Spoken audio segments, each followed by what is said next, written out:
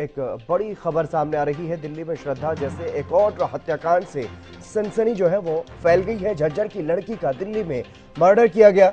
ये बड़ी खबर आपको बता रहे हैं। प्रेमी ने हत्या करके शव को फ्रीज में छुपाया।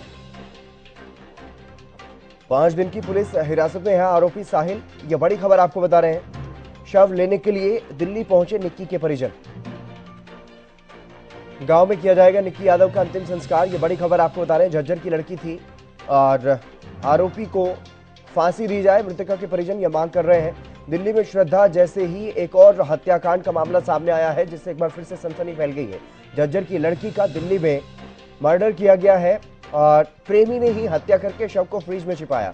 यह बड़ी खबर आपको बता रहे हैं। एक और यह मामला श्रद्धा हत्याकांड जैसा ही सामने आया है।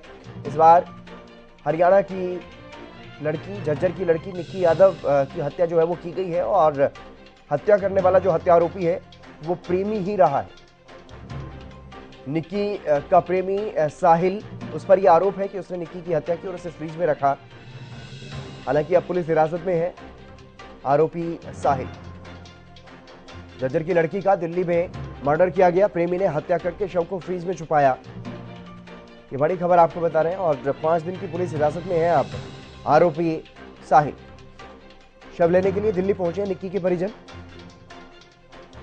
बताया जा रहा है कि गांव में ही निक्की का अंतिम संस्कार किया जाएगा। आरोपी को फांसी दी जाए, यह मांग की गई है मृतका के परिजनों की तरफ से। और दिल्ली में श्रद्धा जैसा एक और हत्याकांड जिससे सनसनी फैल गई। दिल्ली में यह मामला सामने आया है। श्रद्धा हत्याकांड जैसा ही मामला है। प्रेमी ने हत्या की अपनी प्रेमिका की और उसके बाद उसे फ्रीज में छिपा दिया गया। इस तरह के आरोप जो है वो लग रहे हैं साहिल, आरोपी साहिल पर। शव लेने के लिए दिल्ली पहुंचे निक्की के परिजन। झज्जर की रहने वाली थी निक्की और दिल्ली में अपने पार्टनर के साथ रह रही थी। अरुण कौशल हमारे संवाददाता हमारे साथ जुड़ गए अधिक जानकारी के साथ। अरुण, क्या कुछ ज्यादा जानकारी इस मामले में? जी हतेंद्र, ये बाबा हरिदास नगर का मामला है और ये बिल्कुल कहा जा रहा है कि देश की राजधानी में जब लड़कियां सेफ नहीं है तो कहाँ पे होंगे। तो ये प्रेम प्रसंग का एक मामला कहा जा रहा है, क्योंकि इसमें बॉयफ्रेंड ही जो है मृतका जो लड़की थी उसका हत्यारा निकला है इसमें। और ये जो वारदात है ये एक्चुअली में जो लड़का है उसकी शादी कहीं और तय हो गई थी। वो लड़की उस पर दबाव बना रही थी, इस कारण उसने उस लड़की की हत्या की है। और अभी जो है परिवार वाले उसके दिल्ली पहुंचे हैं। उसका शव जो है लेकर उसके पैतृक गांव जाया जाएगा और वहीं पे उसका अंतिम संस्कार किया जाएगा।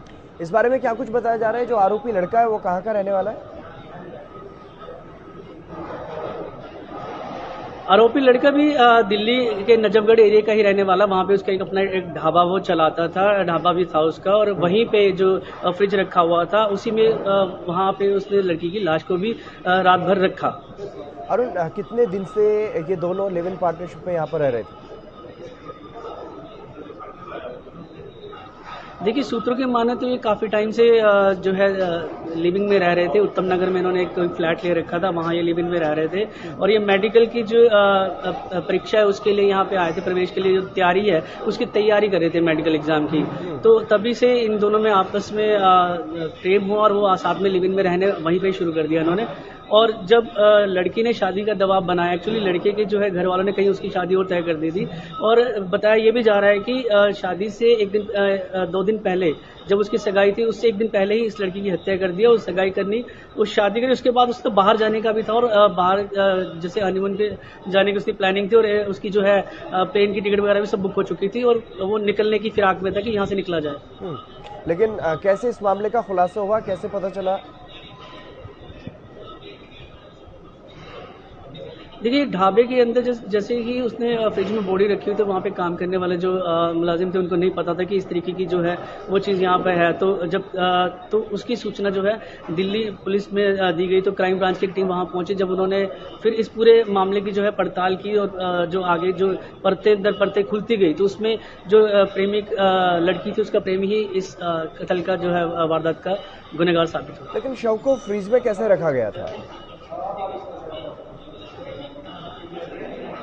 जी बिल्कुल, आपको बता दूं, लड़की को पहले गाड़ी में वो लेके गया था, उसको समझाने बुझाने की कोशिश की कि मेरी शादी कहीं और तय हो गई है, तुम प्लीज़ हम अलग हो जाते हैं, इस तरीके की जो नॉर्मल बातें उसने लड़की को की होंगी। मगर लड़की जब दबाव बनाया कि नहीं, हम इतने टाइम से लिव इन में रह रहे हैं तो आप मुझसे शादी करो, तो उसके गला दबाकर उसने गाड़ी में उसकी हत्या की। उसके बाद उसके हाथ पैर बांध कर उसको फ्रिज में जाके होटल में रख दिया। जी, और वहीं अब लड़के के परिजनों की तरफ से या लड़के के परिजनों की तरफ से क्या कुछ प्रतिक्रियाएं इस मामले में सामने आ रही? देखिए, लड़की की जो है लड़की के जो पिता हैं, उनका साफ तौर पे कहना है कि उनकी बेटी की जो इस तरीके से हत्या की गई है, तो उसका जो आरोपी है उसको भी सजाए मौत देनी चाहिए, उसको फांसी की सजा देनी चाहिए, ऐसी उनकी गवर्नमेंट से और पुलिस से अपील की गई है। क्या लड़की की शादी हो गई है क्या? लड़की की नहीं, लड़के की शादी हो गई थी और वो अभी शादी के बाद अपना हनीमून के लिए भी निकलने वाला था। उसकी भी उसने पूरी तैयारी कर रही थी कि जब तक मैं निकल जाऊंगा, अगर बाद में ये पता भी चलेगा तो मैं शायद हाथ में ना आऊं। बिल्कुल अरुण, आप बने रहिए हमारे साथ। रमाकांत मित्तल भी जुड़ गए हैं झज्जर से। रमाकांत, क्या कुछ ज्यादा जानकारी मिल पा रही है परिजनों की तरफ से? क्या कुछ कहा जा रहा है अब इस मामले के बारे में? जी बिल्कुल, मैं आपको बता दूं कि ऑफ द कैमरा उन्होंने ऑन कैमरा तो कुछ भी कहने से इनकार कर दिया और साफ तौर पर जो माँ बाप है उनका रो रो कर बड़ा बुरा हाल है। उन्होंने गुमशुदगी की रिपोर्ट भी दिल्ली थाने में दर्ज कराई हुई थी। उनका कहना है कि निक्की यादव कई सालों से जो साहिल है उनके साथ लिव इन रिलेशन में रह रही थी और लगातार वो साहिल है वो उनको शादी के लिए कह रहा था कि शादी हो जाएगी, लेकिन अचानक ही वो शादी से मुकर गया और उसके बाद जब उन लोगों की कहासुनी हुई तो उसके बाद में उन्होंने केबल तार से निक्की का कहीं ना कहीं गला दबाकर हत्या कर दी और वो लगातार कहीं ना कहीं पूरी दिल्ली में गाड़ी को लेकर घूमता रहा कि लाश को ठिकाने लगा दे, लेकिन उसको कहीं भी मौका नहीं मिला और उसके बाद में वो ढाबा जो कि उन्हीं के गांव में, जो मित्राऊ नजरगढ़ के पास मित्राऊ गांव है, वहां ढाबा चलाता है और फ्रिज में उन्होंने लगा दिया और उसके बाद वो अपनी शादी में बिजी हो गया। और जैसे ही उसमें से उनके वर्करों ने जब उस फ्रिज में से उस डेड बॉडी को देखा तो पुलिस को शिकायत की। पुलिस ने आनंद फानंद में साहिल को गिरफ्तार किया और उसके बाद से पूरी ये जो कहानी है उसका पटाक्षेप किया गया था। लेकिन रमाकांत, कितने दिनों से बेटी से संपर्क नहीं कर पा रहे थे परिजन?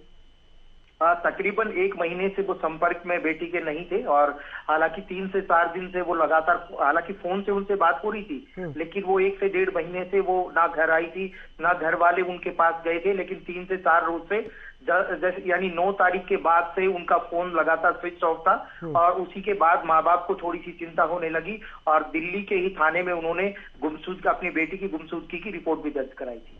जी, और वहीं अब परिजनों की तरफ से क्या कुछ कहा जा रहा है, क्या कुछ मांग की जा रही है?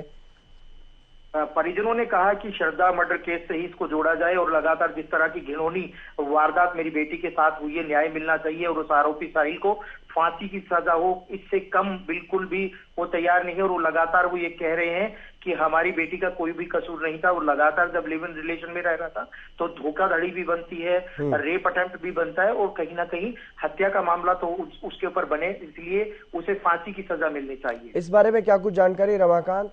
निक्की का शव लेकर कब तक झज्जर पहुंचेंगे परिजन?